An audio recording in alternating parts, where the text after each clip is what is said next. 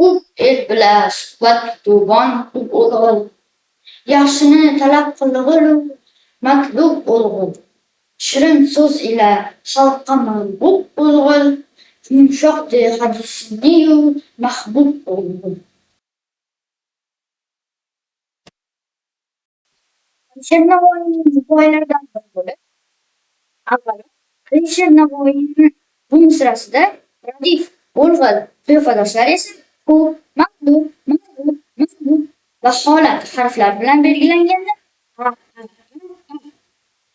bo'ladi. Endi esa tahlilga kelsak, birinchi misrada u yaxshi degan ma'noni anglatib, bu yerda yaxshi er bilan suhbat tutib, yaxshi bo'l va ikkinchi misrada esa mahbub kishilar istalgan degan ma'noni anglatgani uchun yaxshini istab, yaxshi narsani qidir, shunda hamma istaydigan bo'lasan degan ma'noni anglatadi.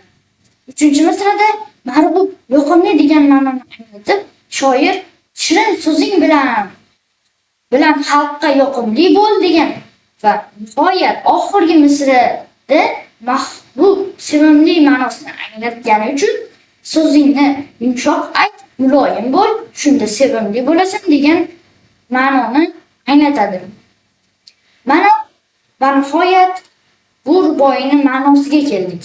Ma'nosi qisqa qilib aytganda, tilingdan bol oqsa seni hamma yaxshi ko'radi. Ya'ni shirin so'z bo'l, shunda hayoting shirin o'tadi. Ruboiyning tahlili ham tugadi. Endi esa xayrlashamiz. Xayr, salomat bo'ling.